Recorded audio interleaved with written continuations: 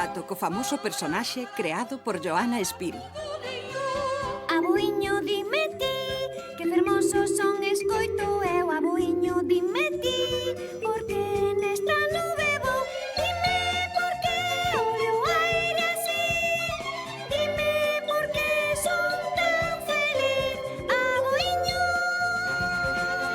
nunca eu de ti me afastaré.